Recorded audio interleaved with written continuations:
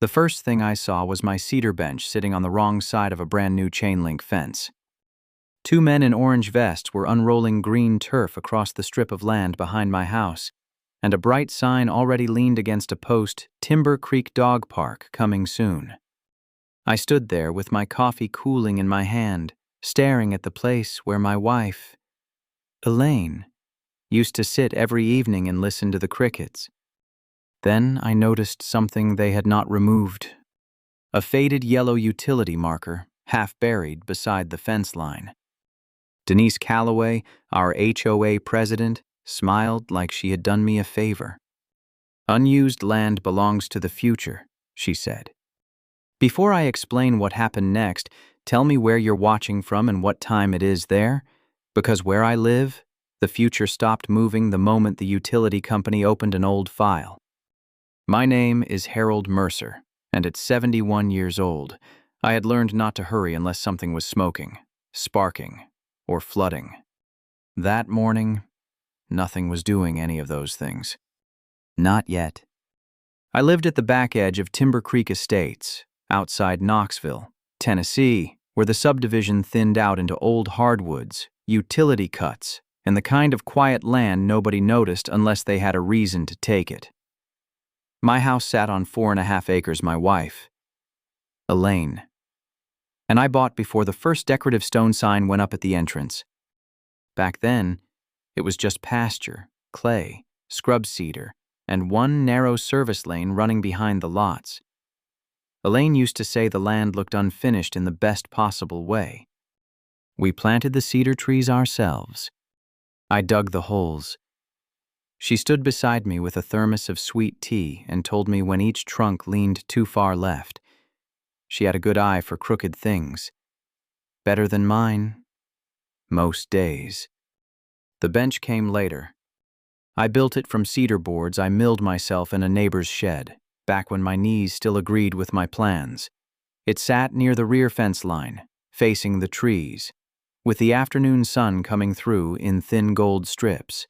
Even after all those years, the wood still held a faint resin smell when the day got warm, and the right armrest had gone smooth where Elaine's hand used to rest while she listened to the crickets. That bench was not valuable in any way an appraiser would understand. It was just ours. For 3 years after Elaine passed, I kept it in the same place. I oiled it every spring, brushed leaves off it every fall. Some evenings, I sat there without saying much, which was easy because there was nobody left to answer. A few feet beyond the bench stood a faded yellow utility marker. Most people would have missed it. It was knee-high, sun-bleached, and tilted toward the brush like it had grown tired of warning people. I noticed it because I had spent 34 years as an electric substation supervisor, and old markers were like old men. People stopped respecting them before they stopped mattering.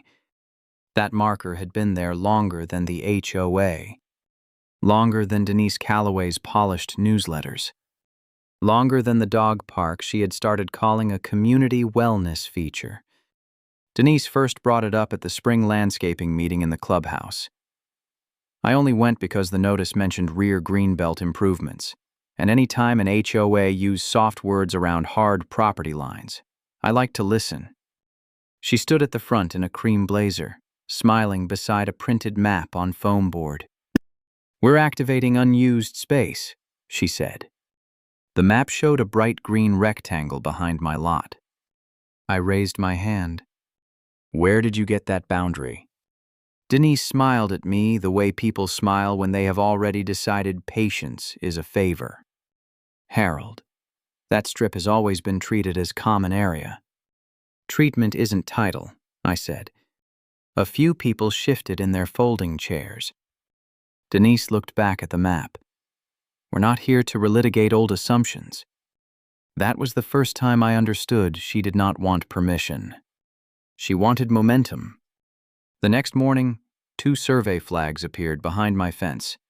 By the end of the week, a contractor had painted orange lines around the cedar bench. And beside those lines, half hidden in weeds, that yellow marker still leaned there quietly, waiting for someone to remember what it meant.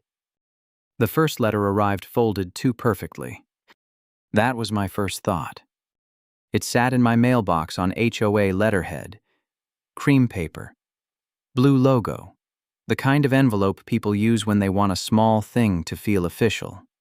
I carried it inside, set it on the kitchen table, and opened it with the same pocket knife I used for seed packets and electrical tape. Notice of community land, use improvement. That was the heading.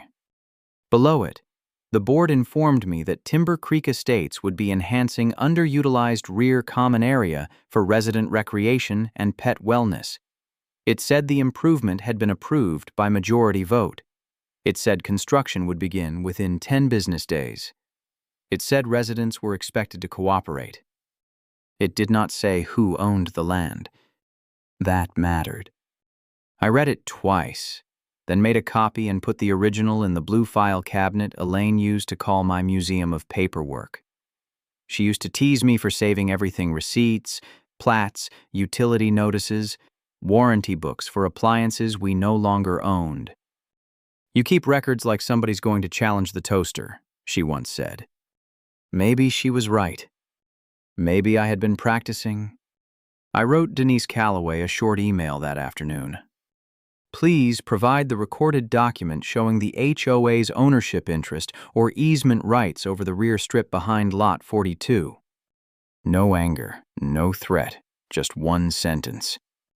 Her reply came the next morning. Harold, the board has already reviewed this matter. The area has long been understood as shared greenbelt space.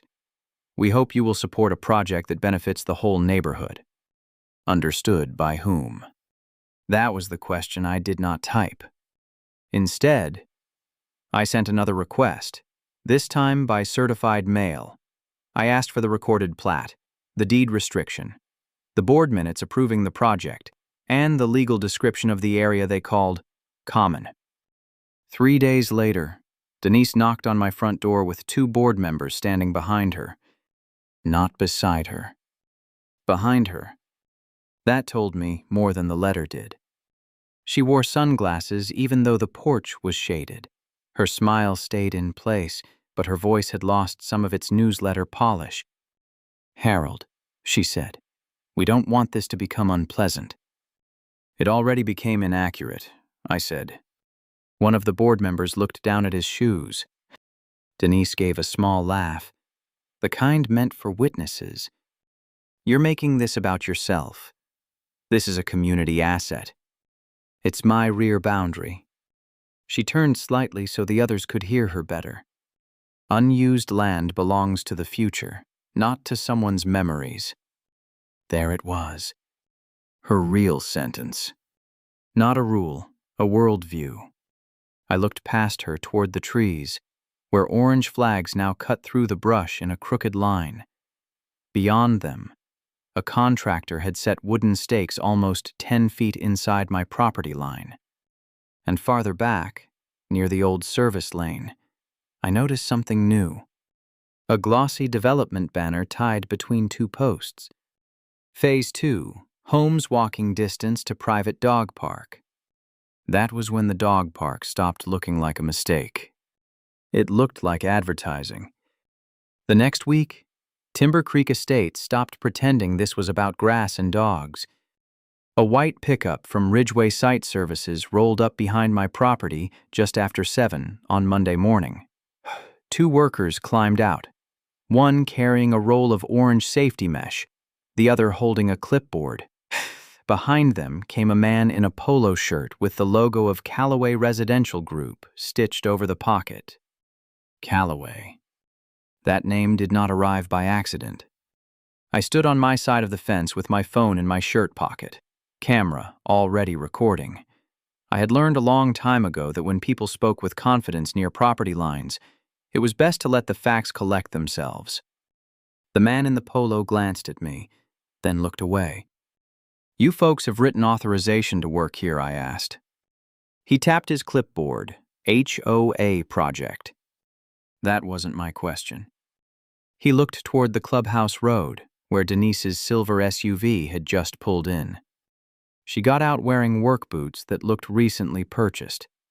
Behind her came 2 board members and a private security guard who looked embarrassed to be there before anyone even spoke. Denise lifted one hand like she was greeting neighbors at a picnic. "Harold, please don't interfere with approved work." I took one photograph of the truck, one of the orange flags, one of the license plate, and one of the yellow utility marker leaning beside the service lane. Click, click, click, click. Denise's smile tightened. "Are you recording us?" "Yes." "For what purpose?" "Accuracy." That was all I said.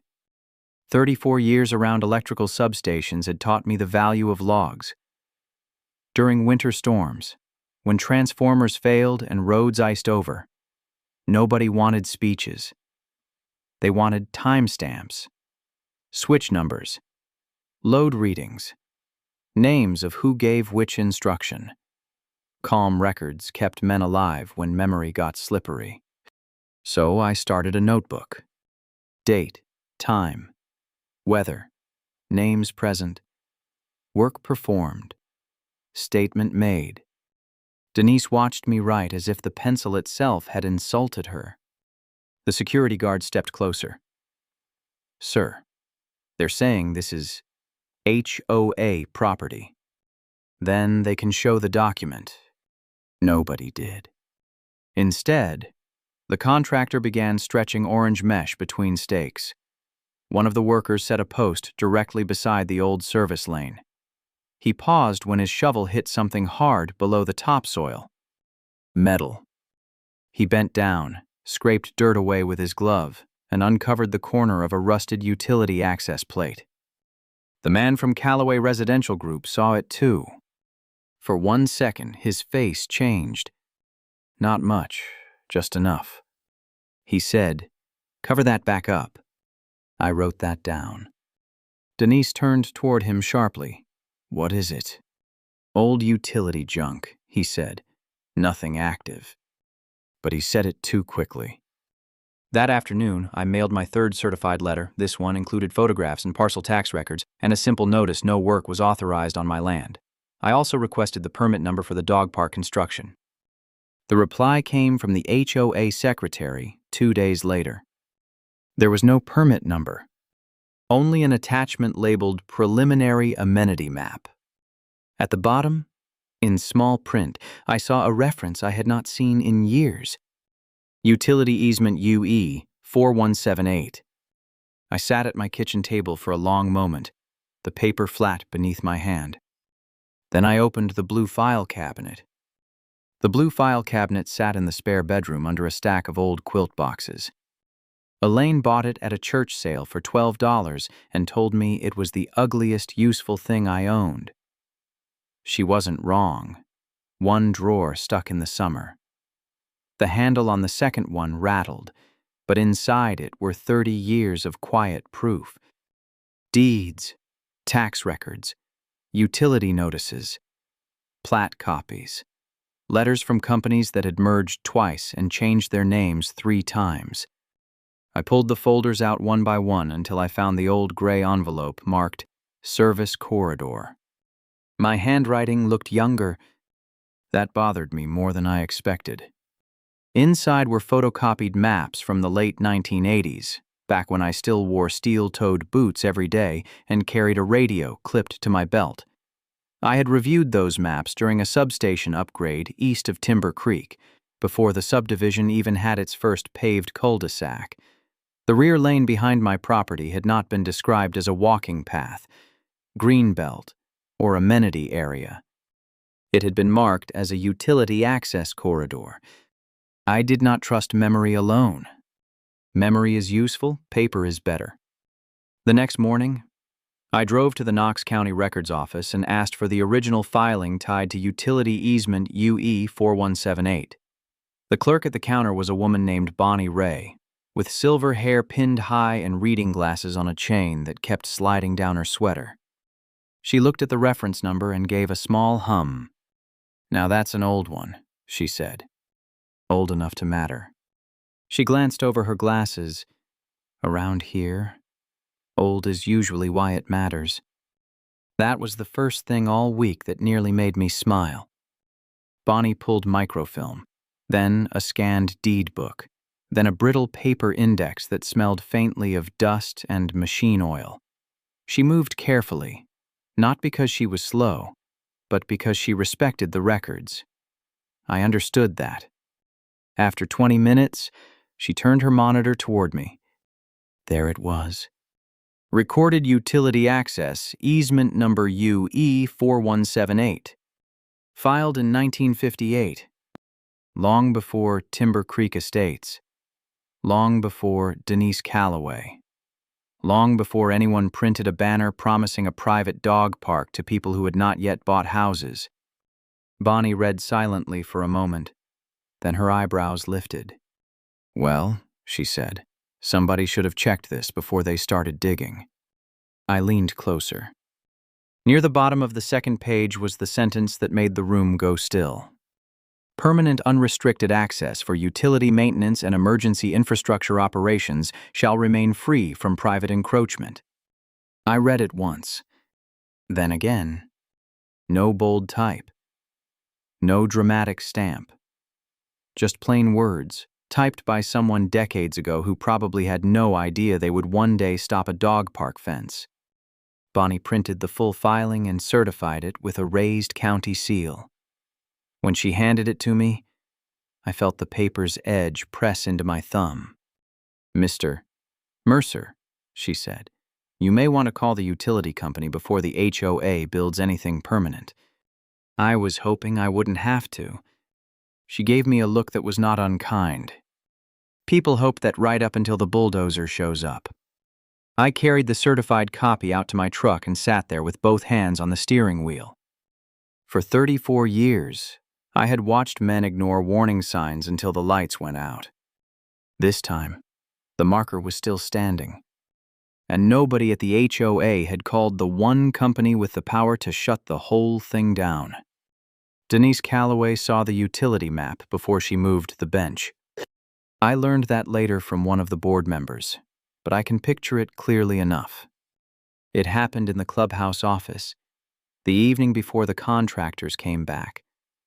A board member named Peter Langford had printed the county image I sent with my certified letter. He laid it on the table between the coffee cups and landscaping invoices. "Denise," he said, "this says utility access corridor." She did not answer right away. For a few seconds, she just looked at the old line running behind my property. Maybe she saw what I saw. A narrow strip nobody had respected because nobody had needed it yet. A warning written before her authority existed. Peter tapped the paper. "Shouldn't we pause?" Denise folded the map once, then again. "We've already announced the opening," she said. "The developer has buyers coming Saturday." That was the moment. She knew enough to stop. She chose not to. The next morning, I heard the truck before I saw it. Diesel engine. Backup alarm. Metal rattling against metal. I walked to the back window and saw 3 workers inside the orange line, pulling up the old cedar bench with nylon straps. For a second, I did not move. That was my flaw. Right there. I had waited too long, thinking a reasonable person would hesitate before touching something that clearly belonged to someone else. I had believed written notice would be enough. I had believed embarrassment might slow them down. It did not. One worker tilted the bench onto a dolly. Another laughed and said, "Careful with the antique." The sound went through me sharper than I expected. I stepped outside. Denise stood near the fence with her phone in one hand, filming the work like it was progress. The Calloway residential man stood beside her, checking his watch. "That bench is mine," I said. Denise did not look away from her phone. "It's being repurposed as community seating." No. That was all I said at first. She lowered the phone. "Harold, you were notified. This area is part of the improvement plan." I held up the certified easement copy. "Nas. You have written notice that this work is unauthorized. You also have noticed that this corridor is protected utility access. Her smile returned, but only halfway. Old utility language doesn't override community needs. It can. A few neighbors had gathered by then. Dog owners, board members, 2 people from the new phase tour. Everybody watching, nobody speaking. I pointed to the yellow marker. You should stop before you create a record you can't fix. Denise turned toward the contractor. Move it. The worker hesitated. The bench. The bench. The marker.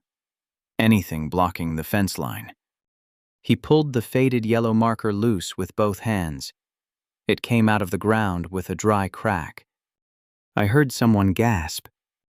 The contractor tossed it beside a pile of cut brush, then drove a metal post into the same spot. Clang. Clang. Clang. I wrote down the time. 9:42 a.m. Then I took one photo of the missing marker, one photo of the post, one photo of my cedar bench sitting inside their unfinished dog park. Denise looked at me. Are you done? I folded the easement copy and put it back in the envelope. No, I said. Now I make the call. The woman at Volunteer Electric did not transfer me 3 times. That surprised me. I gave her the easement number, the property address, and the time the marker had been pulled from the ground. There was a pause on the line after that. Not a confused pause. A working pause. What color was the marker, she asked. Yellow, faded, utility corridor. And they removed it. Yes, ma'am. Another pause. Then she said, Mr. Mercer, please stay clear of the work area. I'm sending this to regional operations. 38 minutes later, 2 white utility trucks came down Timber Creek Drive with amber lights flashing. By then, the dog park looked almost real. Chain link fence on 3 sides. Green turf rolled halfway across the dirt. My cedar bench sat inside the new enclosure, facing a plastic waste bag station like it had been put there to watch its own kidnapping. Neighbors came out when the truck stopped. People always come out for flashing lights. The first man out wore a hard hat and carried a black document tube under one arm. He was broad through the shoulders, maybe 50, with gray in his beard and the patient face of someone who had spent years explaining serious things to people determined not to understand them. Harold Mercer, he asked, Sumia. Yes. Mason Griggs, Regional Easement Manager. Volunteer Electric. I shook his hand. His grip was firm but not performative. He looked past me at the fence, then at the post where the yellow marker used to stand. His expression changed. Not anger. Recognition. Where's the marker? I pointed to the brush pile. A young utility technician walked over, lifted the marker from the cut limbs, and brushed dirt from the base. Mason took it from him and turned it in his hands. Faded letters showed through the grime. VEC access, do not obstruct. That was the little thing everybody had ignored. That was the thing that had been waiting since part 2 of my life. Long before, Denise turned it into a landscaping problem. Denise arrived 3 minutes later in her silver SUV. She stepped out quickly, phone already in hand, smile already assembled. Good morning, she said. I'm Denise Calloway, HOA president. This is an approved community improvement. Mason did not smile back. Who authorized construction inside this corridor?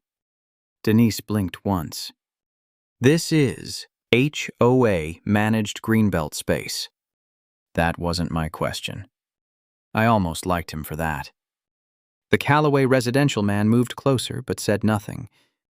Mason unrolled a utility site map on the hood of his truck. The neighbors leaned in without meaning to.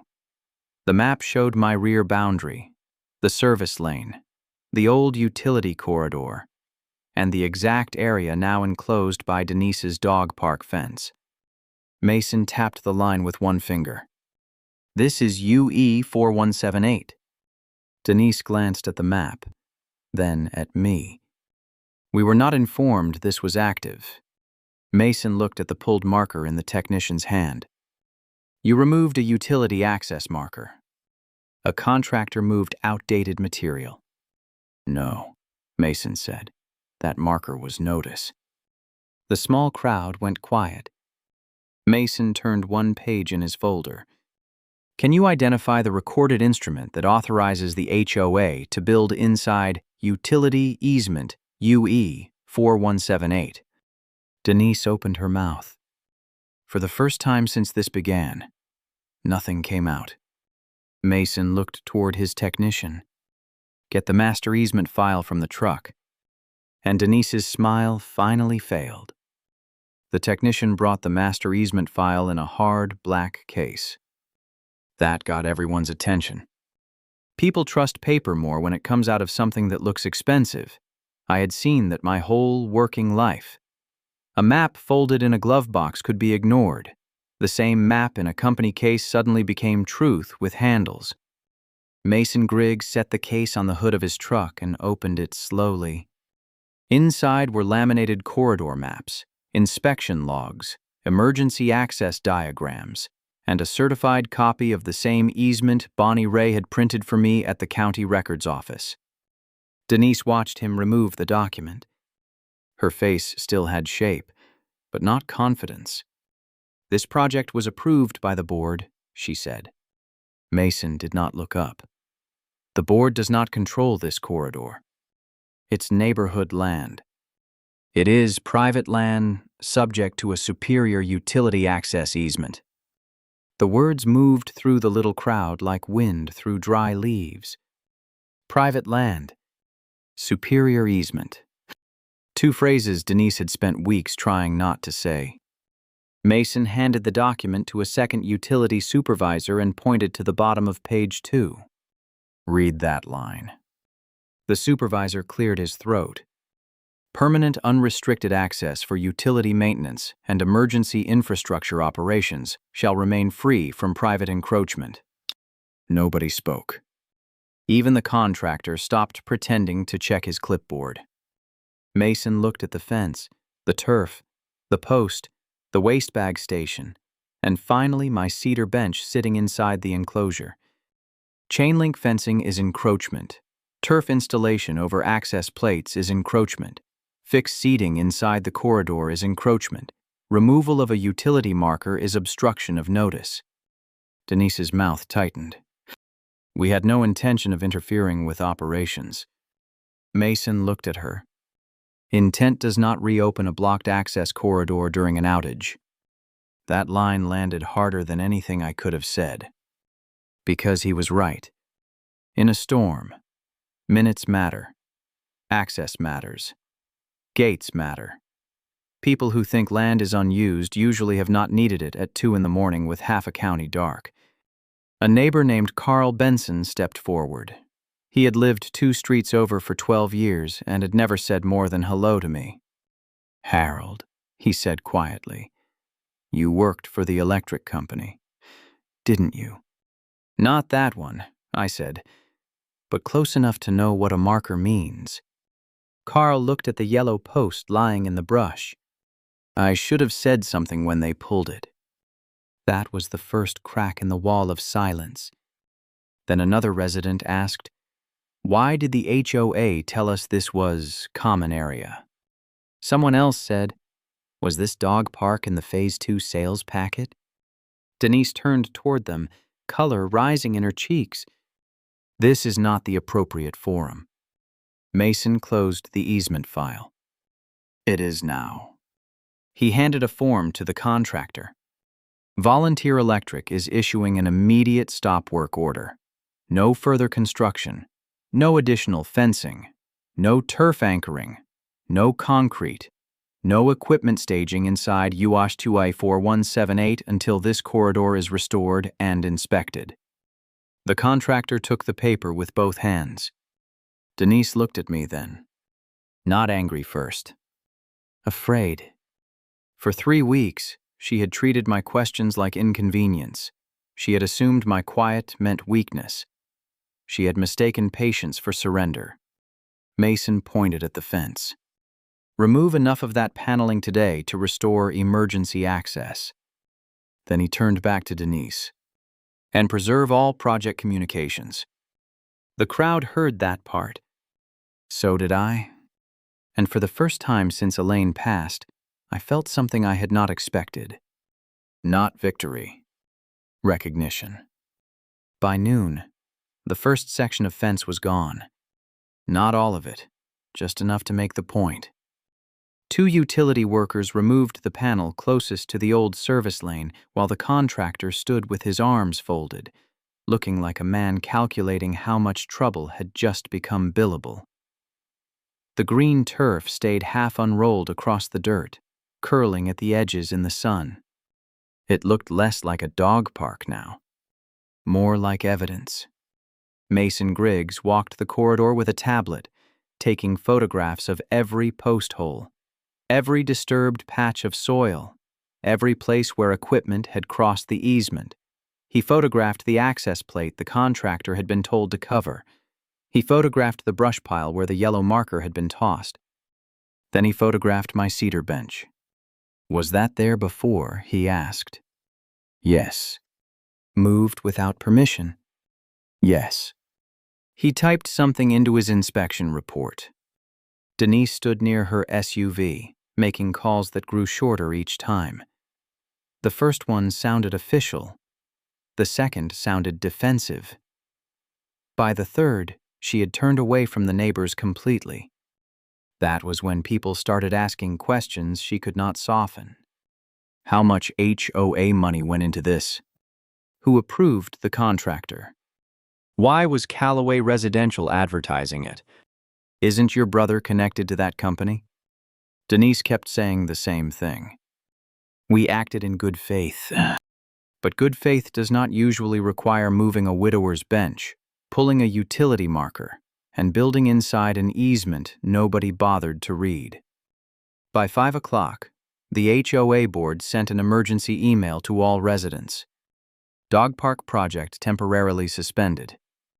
Temporarily was doing a lot of work in that sentence. The next morning, Volunteer Electric issued a formal corridor restoration demand. The HOA had 10 days to remove all fencing, posts, turf, signage, and fixed objects from UE 4178. They also had to pay for a full utility access inspection, reinstallation of the marker, and repair of disturbed ground. 3 days after that, the county opened a review into the project's lack of permit documentation. Then the real damage arrived. Residents learned that nearly $18,000 had already been paid from HOA amenity funds. Another invoice was pending. Callaway Residential had used the planned dog park in Phase 2 marketing materials before the HOA had any documented right to build it. At the emergency meeting, Denise tried to resign quietly. The room would not let her. Carl Benson stood up first, then Peter Langford, then a woman from Maple Run Court whose dues had gone up twice in 3 years. They did not shout. That made it worse. They asked for records, contracts, emails, conflict disclosures, board votes. Every paper Denise had treated as a formality suddenly became the thing standing between her and silence. By the end of the meeting, Denise was removed as HOA president pending an internal audit. 2 board members resigned. The contractor withdrew the remaining invoice after Volunteer Electric confirmed the work violated the easement. The county required all dog park promotional signage removed from the Phase 2 sales area. A week later, I received a certified letter from the HOA's attorney. All fines related to the rear strip were withdrawn. The HOA acknowledged no ownership interest in the area behind Lot 42. They agreed to restore the bench to its original location or reimburse me for replacement. I set the letter on the kitchen table and looked at Elaine's old blue file cabinet in the hallway. She had kept saying, "Save that. Harold. You never know." I used to laugh. Not loudly, just enough. That evening, I walked back to the stripped-open fence line. The yellow utility marker had been reinstalled, straight this time, with fresh, reflective paint catching the low sun. The fight was over. Mostly, but one question still sat there, heavier than the rest. How much did Denise's brother know before he started selling homes beside a dog park that was never his to promise? The bench came home on a Thursday afternoon. 2 men from the contractor's crew carried it back without saying much. One held the left side, one held the right, and I walked behind them with a level in my hand because old habits do not retire just because a man does. They set it beneath the cedar trees, facing the same strip of shade it had faced for years. Not exact. Close. I pointed with 2 fingers. 3 inches left. The younger worker looked at me, then at the bench, then moved it without complaint. When they were done, I ran my palm along the right armrest. The wood was still smooth there, polished by years of Elaine's hand and a few weeks of other people's disrespect. There was a fresh scratch near the back leg. Small, pale, new. I could have made them fix it. I did not. Some marks are records too. The air smelled like cedar resin and damp earth. The same smell as before, only quieter now. Without diesel engines, without metal posts, without Denise Calloway's voice turning my memories into vacant space. The yellow utility marker stood upright a few yards away, bright enough now that nobody could pretend not to see it. I sat down slowly. The bench gave its familiar small creak under my weight. For a while, I said nothing. That was the part people misunderstood about winning. They expect relief to arrive loud. They expect the heart to stand up and clap. But sometimes justice just makes enough room for grief to sit beside you again, without being crowded by anger. I looked toward the service lane and thought about Elaine standing there with a thermos of sweet tea, telling me the cedar trees leaned crooked. She would have liked the marker being straight. She would have liked that more than the apology letter. Volunteer Electric finished its inspection the following week. The corridor was restored. The HOA updated its records. My property line was formally acknowledged in writing, and the dog park disappeared from every sales brochure tied to Phase 2. Denise moved out of Timber Creek before the audit finished. Her brother's company was still under review the last I heard. Nobody had proven whether he knew about the easement before those homes were marketed. Maybe he did. Maybe he didn't. That part stayed open, and maybe that was right. Some truths arrive in courtrooms. Some stay in files until somebody finally asks the correct question. As for me, I kept the certified easement copy in the blue cabinet. Same drawer. Same folder. Elaine always said paper had a way of waiting longer than people. She was right. That strip of land was never empty. It held a bench, a marker, a memory, and a warning. The HOA saw unused space. The utility company saw access. I saw the place where my wife's hand had worn cedar smooth. And in the end, the paperwork said what I never needed to shout. This was mine. If you were in my place, what would you have done when the HOA moved that bench? Would you have fought immediately? Or would you have waited until the paperwork was strong enough to speak for you? If you've ever had a neighbor, board, developer, or association try to take something that mattered to you, I'd genuinely like to hear what happened. Tell me where you're watching from. And if this story felt familiar, consider liking the video and subscribing. Around here, quiet people usually have the best records. One of the most valuable lessons in life is that patience is not weakness, and silence is not surrender. In a world that often rewards the loudest voice in the room, it's easy to forget that truth has a way of standing on its own when given enough time. The people who stay calm, Keep records. Do the right thing. And refuse to let anger control their decisions may seem overlooked in the moment. But character reveals itself over time. What belongs to you, your dignity, your integrity, your hard work doesn't lose its value just because someone else fails to recognize it. Sometimes the greatest victories come not from fighting harder, but from standing firm when others expect you to give up. If this story meant something to you, leave a comment and share where you're watching from. Have you ever faced a situation where patience and persistence made all the difference? I'd love to hear your story. And if you enjoy heartfelt stories about justice, resilience, and quiet strength, be sure to subscribe and join our community for more inspiring journeys.